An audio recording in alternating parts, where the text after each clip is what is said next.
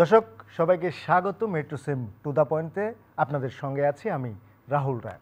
আমি শুরুতেই আজকের বিষয়টি জানিয়ে রাখি। আজকের বিষয় নতুন ধরনের নতুন সতর্কতা।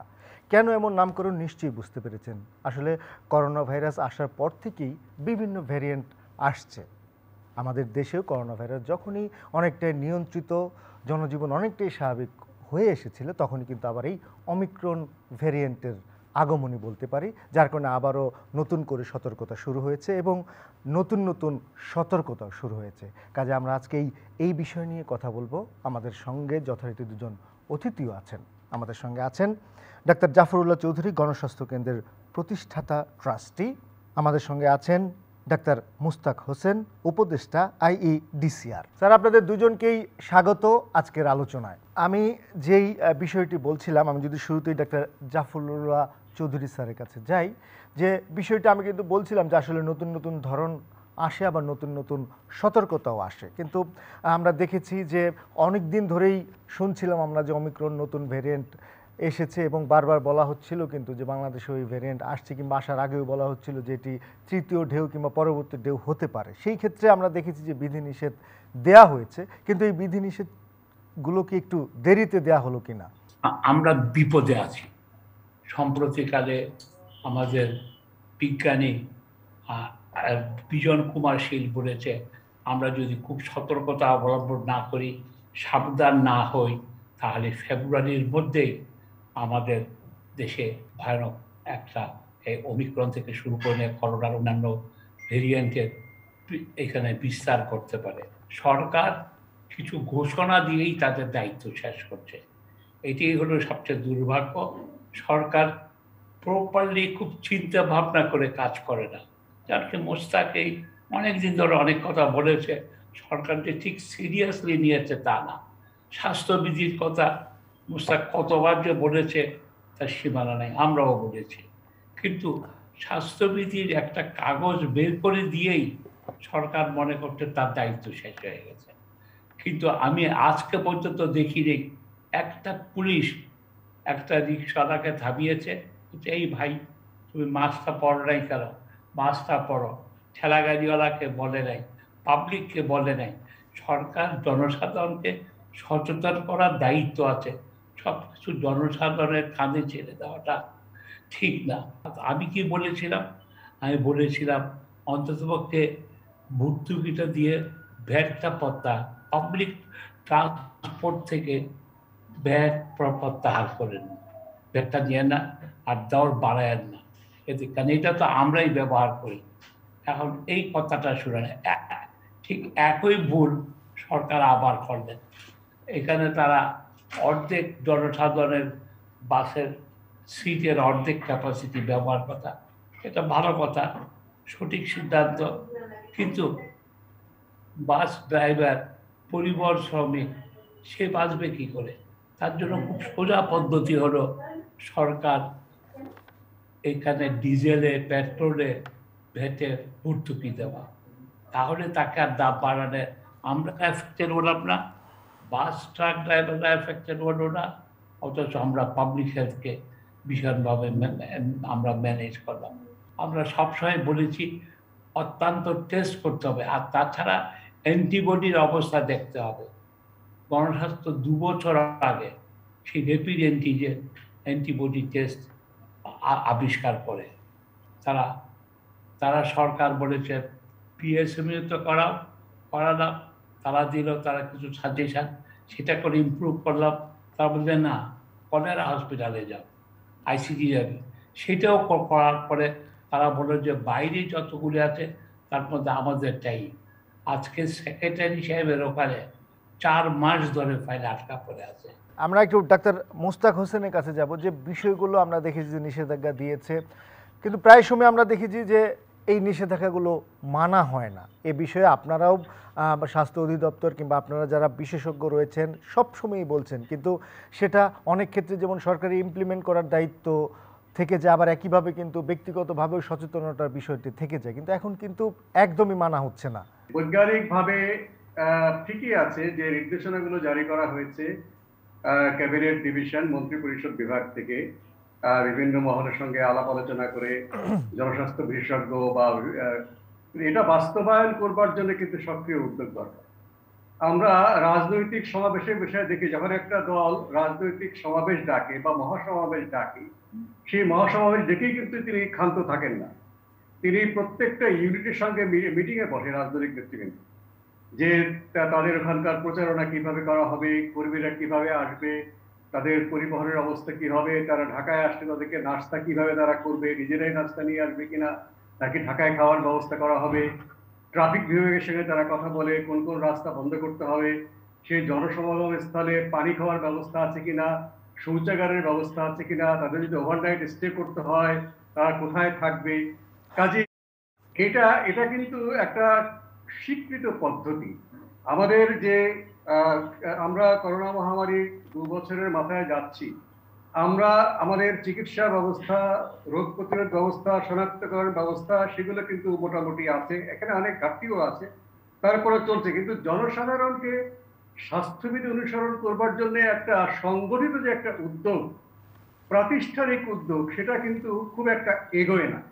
এখানে যদিও আমাদের প্যান্ডেমিক রেসপন্স প্ল্যান কোভিড-19-এর বলা আছে যে প্রত্যেকটা জেলা উপজেলাতে ডেপুটি কমিশনার এবং ইউএনওদের নেতৃত্বে করোনা প্রতিরোধ কমিটিতে, সেখানে সকল শ্রেণী পেশা, রাজনৈতিক নেতৃবৃন্দ তাদেরকে সঙ্গে নিয়ে কাজ করার কথা, তাদের সদস্য, এবং সিটি কর্পোরেশন এলাকাতে মেয়রদের নেতৃত্বে সেটি হওয়ার কথা।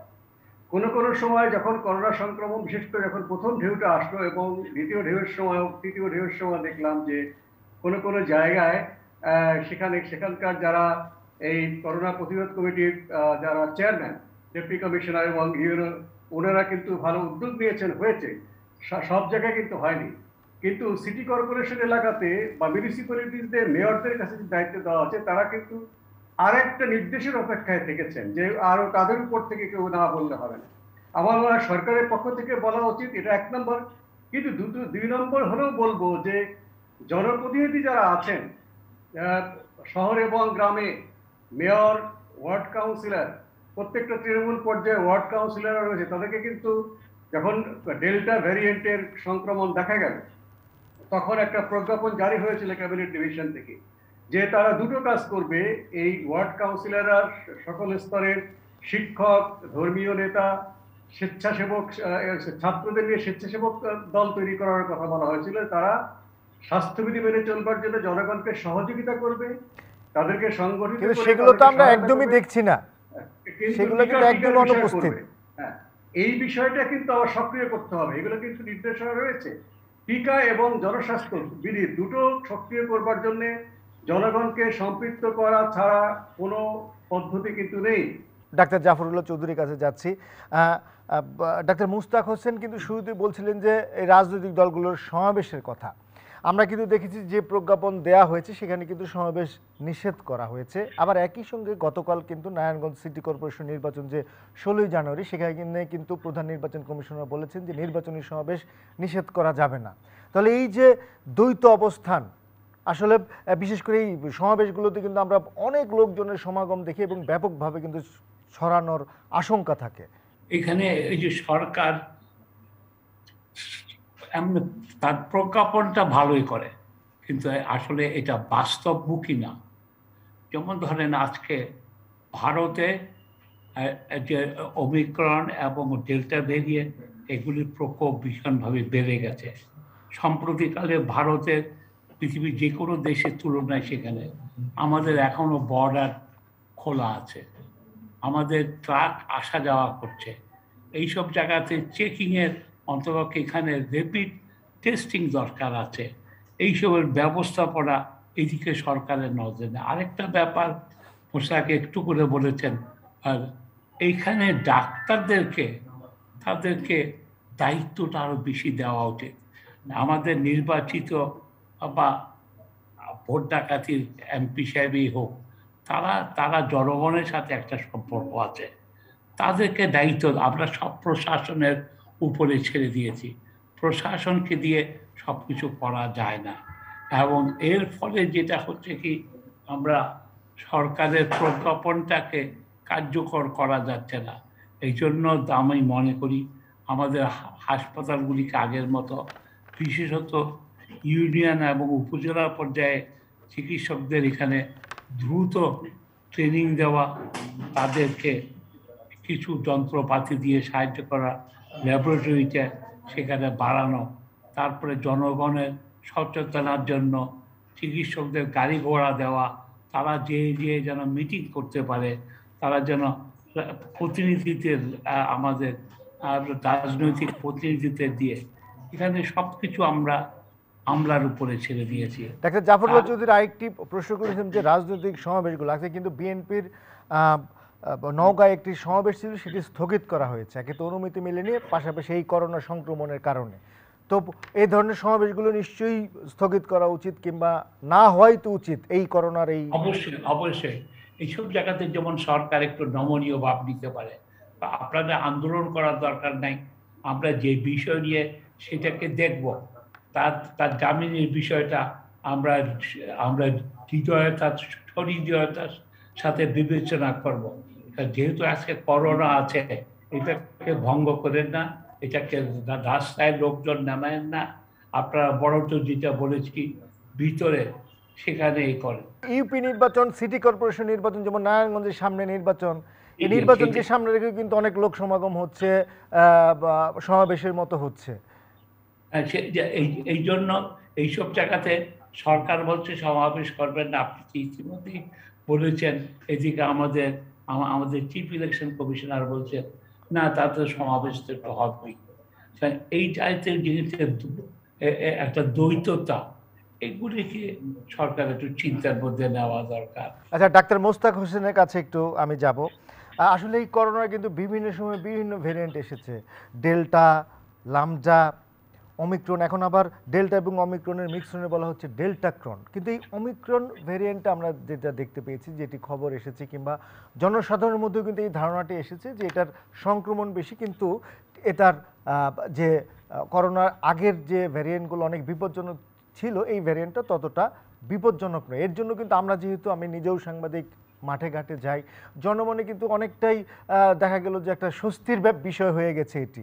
কিন্তু আসলে কি এই যে গা ছাড়া ভাব, সেটা কি উচিত কিনা? আপনি ঠিকই বলেছেন, এটা ডেল্টার চাইতে কম লোককে গুরুতর অসুস্থ করছে, কিন্তু গুরুতর অসুস্থ কিন্তু হচ্ছে। আমরা বিশেষ করে বিদেশে তো বেশি ছড়িয়েছে, আমাদের এখানে মাত্র শুরু হয়েছে। এখানে যারা অমিক্রন দ্বারা শনাক্ত হয়েছেন, তারা কেউ কেউ আইসিইউতে যেতে হয়েছে, কেউ কেউ দুঃখজনকভাবে মৃত্যুবরণ করেছেন। কাজে এটাকে নির্দোষ ভাইরাস মনে করার কোনো কারণ নেই। এটা গুরুতর অসুস্থ হওয়ার সংখ্যাটা কম।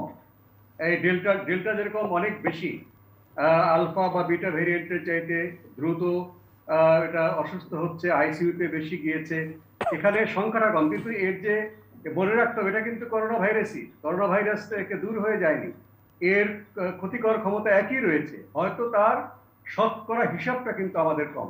সেই শতকরা হিসাব তাদের মধ্যে সবচেয়ে বেশি ক্ষতি করছে, কারণ বা পৃথিবীতে যেসব দেশে অমিক্রন ছড়িয়েছে পর্যন্ত বেশি হারে, সেগুলো হচ্ছে ইউরোপে, মার্কিন যুক্তরাষ্ট্র, সেখানে কিন্তু অধিকাংশ মানুষ কিন্তু টিকা নিয়েছেন। এমনকি আমাদের প্রতিবেশীদের ভারতেও কিন্তু টিকা নেওয়ার হার আমাদের চাইতে বেশি, এবং সেখানে আগে থেকেই অনেকে সংক্রমিত হয়ে আছেন, যাদের এক ধরনের প্রাকৃতিক সেই প্রতিরোধ ক্ষমতা হয়েছে, যদিও যারা সংক্রমিত হয়েছেন তাদের অন্যান্য অসুবিধা হচ্ছে এখন। তো বাংলাদেশে কিন্তু আমরা এখনো পর্যন্ত অর্ধেক মানুষকে টিকা দিতে পারিনি। কাজে যারা টিকা পায়নি তাদের মধ্যে অমিক্রন ছড়ালে এটা কিন্তু গুরুতর হওয়ার হার ইউরোপের চাইতে বেশি হওয়ার একটা আশঙ্কা আছে। আবার যারা টিকা নিয়েছে, এমনকি এমনও দেখা গেছে যে যারা বুস্টার ডোজ নিয়েছেন তাদেরও কিন্তু হয়েছে, এমনও কিন্তু হচ্ছে। কারণ হলো কি, ব্যক্তি বিশেষে অ্যান্টিবডি গ্রো করতে একটু সময় লাগে, সেটাও কিন্তু একটা কারণ, এটা বলে গেলে। সেই জন্য যে র্যাপিড অ্যান্টিজেন বা অ্যান্টিবডি টেস্টটা খুবই গুরুত্বপূর্ণ, তাকে বাড়িতেই থাকতে হবে। এই জাতীয় লোককেও পথে ঘুরে বেড়ানো যাবে না, তার যেহেতু অ্যান্টিবডি গ্রো করে না, এটা করতে একটু সময় লাগে অনেকের ক্ষেত্রে। যেমন যারা টিকা নিয়েছেন তারাও কিন্তু সংক্রমিত হতে পারেন, এটা কিন্তু বলা হয়েছে বারবার। তবে টিকা নেওয়া যারা জাফর স্যার বলেছেন যে অ্যান্টিবডি গ্রো করবেন, করলে তাদের কিন্তু গুরুতর অসুস্থ হওয়ার আশঙ্কাটা নেই। তাদের অসুবিধা হতে পারে অল্প সময়ের জন্য, কিন্তু তাদের কাছ থেকে অন্যরা সংক্রমিত হবেন, এবং তাদের মধ্যে যদি টিকা না নেওয়া মানুষ থাকে তার অবস্থা গুরুতর হতে পারে। কাজে টিকা নেওয়ার পরেও কিংবা একবার সংক্রমিত হওয়ার পরেও এই ওমিক্রন ভেরিয়েন্টটার দ্বারা পুনরায় সংক্রমিত হওয়ার হারটা কিন্তু অনেক বেশি। আর আমি কেন নিজে নিজে সংক্রমিত হব? সংক্রমিত হলে এই যে দীর্ঘমেয়াদী একটা অসুস্থতা হয়, জটিলতা হয়, বিশেষ করে রাত্রেবেলা ঘুম না হওয়া, মানসিক অস্থিরতা, যাদের ডায়াবেটিস তাদের ডায়াবেটিস হওয়া, রক্ত জমাট বাঁধার কারণে হৃদযন্ত্র কিংবা মস্তিষ্ক কিংবা কিডনিতে সমস্যা হতে পারে, দীর্ঘমেয়াদী পরিণতি হিসেবে ক্যান্সার ডেভেলপ করতে পারে। কাজেই আমি যদি সংক্রমিত হই তাহলে কিন্তু এর জটিলতা কিন্তু অনেক দিন ধরে আমাদের বহন করতে হতে পারে। কাজেই সর্বোত্তম পন্থা হচ্ছে আমি সংক্রমণকে এড়িয়ে চলবো, টিকা নেওয়ার পরেও স্বাস্থ্যবিধি মেনে চলবো, তাহলে আমি নিরাপদ থাকবো। কিন্তু টিকা আচ্ছা। নেওয়ার পরে আমরা গুরুতর অসুস্থ হব না, এটা কিন্তু নিশ্চিত। জি হ্যাঁ, আসলে এর যত যাই হোক সবচেয়ে বড় বিষয় হচ্ছে আমাদেরকে সতর্ক থাকতে হবে। ডাক্তার জাফরুল্লাহ চৌধুরী, আসলে আমরা তো মূলত করোনা নিয়েই কথা বলছি, কিন্তু একটি বিষয় আসলে আর 2-3 দিন পরে কিন্তু নারায়ণগঞ্জ সিটি নির্বাচন, এবং আমরা দেখেছি যে গতবার ঐক্যফ্রন্টও আপনি ছিলেন এবং রাজনৈতিক ভাবেও কিন্তু আপনি অনেক সময় সক্রিয় এবং রাজনৈতিক বিভিন্ন বিষয়ে আপনি কথা বলেন। নারায়ণগঞ্জ সিটি নির্বাচনে আমরা কিন্তু দেখেছি যে বিএনপির যে প্রার্থী তমির আলম খন্দকার, তিনি বিএনপি চেয়ারপারসনের উপদেষ্টা ছিলেন, তাকে প্রত্যাহার করা হচ্ছে, কিন্তু দল থেকে কিন্তু বহিষ্কার করা হয়নি। একই সঙ্গে আবার যিনি বর্তমান মেয়র আইবি রহমান, তিনি বলছেন যে আওয়ামী লীগের আরেক নেতা সাইম ওসমান তৈমুর আলম খন্দকারের জন্য কাজ করছেন। আসলে বিভিন্ন প্রসঙ্গ এসে যাচ্ছে। এগুলি রাজনৈতিক অনেকটা একটা চালাকি বলা যেতে পারে, অনেকটা একটা বিভ্রান্ত করার চেষ্টা বলা যেতে পারে। তবে আমি নারায়ণগঞ্জের ব্যাপারে একটা আশাবাদী যে জনগণ এই ইলেকশনটা নিয়ে উৎসাহ নিচ্ছে। যেমন আইবি, আমাদের সেলিনা হায়াত আইবি, সে খুব কড়া প্রতিদ্বন্দ্বিতা, তৈমুর আলমও সেও নারায়ণগঞ্জেরই। আর তাছাড়া লোকাল পলিটিক্সে শামীম ওসমানের কারণে এটাকে একটা এটা যদিও দেখা যাচ্ছে 2 জনের কন্টেস্ট, এটা কিন্তু 3 জনের কন্টেস্ট আসলে, ফলে একটু আছে। তবে এখনো পর্যন্ত নারায়ণগঞ্জে সুখের বিষয়, আনন্দের বিষয় যে খুন খারাপিটা হয় নাই, খুন খারাপি হয় নাই, মারা যায় নাই, জনগণ শান্তই আছে। কারণ মিটিং মিছিল করছে, তো মিটিং মিছিলে যেটা হচ্ছে কি, সেখানে তো এই স্বাস্থ্যবিধি মানছে না। আবার গতকাল দেখেছি যে প্রধান নির্বাচন কমিশনার নির্বাচন পরবর্তীতে যেন কোনো সহিংসতা না হয় তার জন্য যারা আইন শৃঙ্খলা বাহিনী, তাদেরকে সতর্ক থাকার কথা বলেছেন উনি। তো কিন্তু ব্যাপারটা কি, আজকে অলরেডি যে মিটিং মিছিলের ব্যাপারে উনি বলছেন যে শামীম ওসমান করেছেন, অপরাধটা এত বেশি না, যে কোনো নিয়ম ভাঙাটাই অপরাধ, অথবা তাকে সতর্ক করা যে আপনি যা করেছেন আর করবেন না। এইসব ব্যাপারে উনারা আমার মনে হয় আরো একটু সতর্কতার সাথে কথাবার্তা বলা। আর বিএনপি কি কৌশলে কি নির্বাচন আসলে থেকেই যাচ্ছে কিনা, এই প্রশ্নটিও কিন্তু এসেছে। বিএনপির ব্যাপারটা হচ্ছে কি, তারা এক জায়গায় থেকে যাচ্ছে। আজকে বিএনপির আন্দোলন হওয়া উচিত যে পৌরসভা এবং ইউনিয়নে তারা কোনো দলীয় ইলেকশন না করা, সেখানে নৌকা, ধানের শীষ, লাঙ্গল, এটা না, তারা এটাকে মুক্ত করে দেওয়া, যেটা শামসুল হুদা কমিশন যেটা প্রস্তাব করেছিলেন। আমার মনে হয় তাহলে হবে কি, অনেক বেশি লোক পার্টিসিপেট করবে এবং স্থানীয় জনসাধারণ ইলেকশনের, নির্বাচনের প্রতি জনগণের আস্থাটা ফিরে আসবে। তবে অবশ্য মনে রাখতে হবে, ইউনিয়ন ইলেকশনে 100 জনের বেশি মারা গেছে, খুন খারাপি হয়েছে। এখানে আমাদের চিফ ইলেকশন কমিশনার একটা মামলাও করেন নাই, একটা ওনার দুঃখ প্রকাশ করেন নাই। উনি এটাকে স্বাভাবিক ঘটনা বলে বলছেন, এটা দুর্ভাগ্যজনক। আচ্ছা, আমরা একটু ডাক্তার মুস্তাক হোসেনের কাছেও যদি এই প্রসঙ্গে একটু শুনি, কারণ আমরা কিন্তু জানি যে তিনিও ছাত্রলীগের সাধারণ সম্পাদক ছিলেন, ডাকসু নেতা ছিলেন, যদিও চিকিৎসা শাস্ত্রেও তার অনেক অবদান। কিন্তু আমরা যদি শুনি যে নারায়ণগঞ্জ সিটি নির্বাচন নিয়ে আসলে এই যে রাজনৈতিক বিভিন্ন ঘটনা, অনেক সময় নাটকীয় ঘটনা, এগুলোর আসলে কারণ কি, কিংবা কি হতে যাচ্ছে, কি হতে পারে? আমার পটভূমিতে রাজনীতি থাকলেও মহামারীর সময় আমি জনস্বাস্থ্যের বাইরে কথা বলবো না। তবে আমার অনুরোধ থাকবে, এই যারা প্রতিদ্বন্দ্বিতা করছেন, দুজনের বাইরেও প্রার্থী আছেন কিন্তু তারা সবাই যেন স্বাস্থ্যবিধিটা মেনে চলে। স্বাস্থ্যবিধিটা মেনে চলবে। নির্বাচনী প্রচারণায় গায়ে গা লাগিয়ে মিছিল যখন তারা করছেন, তারা কিন্তু দূরত্ব বজায় রেখে করতে পারেন, মানববন্ধনের স্টাইলে করতে পারেন, কিন্তু মিছিল করার পরে যে একসাথে বসে চা খেতে বসছেন কোনো ড্রয়িং রুমে, ওটা কিন্তু বিপজ্জনক। এবং চা কোনো খাবার মাস্ক টাস্কও সময়- থাকে না, কোনো মাস্ক চা খাবার সময় তো মাস্ক পরা যায় না, এবং স্লোগান যখন দিচ্ছেন তখন যেন দূরত্ব না থাকলে সেই মুখের স্লোগান থেকে ড্রপলেট ইনফেকশন হয়ে কিন্তু আরেকজনের সংক্রমিত করছে। এখন ওমিক্রনের প্রচন্ড প্রকোপ, এটা সাবধান থাকা দরকার। আরেকটা কথা বলবো, এই যারা প্রার্থী আছেন এই দুজন সহ কেউই কিন্তু তাদের ম্যানিফেস্টোতে বা বক্তৃতায় বলছেন না নারায়ণগঞ্জ কিন্তু বাংলাদেশের করোনা সংক্রমণের প্রথম হটস্পট। Yeah. তারা কিভাবে এটাকে আগামীতে মোকাবেলা করবেন, এবং অতীতে যারা মোকাবেলা করেছেন, যারা মানে বিরোচিত ভূমিকা নিয়েছেন, তাদেরকে হাইলাইট করা। এই জনস্বাস্থ্যের কর্মসূচিগুলো যদিও নির্বাচনের প্রচারণা প্রায় শেষ পর্যায়ে এসছে, তারা যদি অন্তত সাংবাদিকদের মাধ্যমে বলেন যে নারায়ণগঞ্জের মানুষকে সংক্রমণ মুক্ত রাখার জন্য, তাদেরকে স্বাস্থ্যকর সেই পরিবেশ নিশ্চিত করার জন্য, চিকিৎসা সুবিধা সম্প্রসারণের জন্য তারা কি করবেন, এই কথাগুলো যদি তারা বলেন, তা আমি সহ সবাই খুশি হবে। কারণ এই মহামারীর রেশ কিন্তু অন্তত একটা বছর থাকবে, এবং তারপরে নতুন কোনো মহামারী যেন না আসে সেই প্রস্তুতি নিতে হবে জাতীয় ভিত্তিতে, এবং নারায়ণগঞ্জেও যেন তারা সে বিষয়ে প্রস্তাব রাখেন সুনির্দিষ্ট। তাহলে মনে হয় এই নির্বাচনটা আমাদের জনস্বাস্থ্য উন্নয়নের জন্য একটা ইতিবাচক অবদান রাখবে। জি, আপনাকে অনেক ধন্যবাদ। সত্যি অনেক গুরুত্বপূর্ণ কথা বলেছেন, এবং আমাদের দুজন অতিথিকেই অনেক ধন্যবাদ আমাদেরকে সময় দেওয়ার জন্য। আসলেই করোনা ভাইরাস নিয়ে যখনই আমরা আলোচনা করেছি, একটি কথা বারবার বলেছি, বারবার বলবো, সেটি হচ্ছে যে সবাইকে সতর্ক থাকতে হবে। আমরা রাজনৈতিক কর্মকাণ্ড থেকে যেখানেই যাই না কেন, আমাদের প্রত্যেককে সতর্ক থাকতে হবে, সচেতন থাকতে হবে। সবাই ভালো থাকবেন, সুস্থ থাকবেন।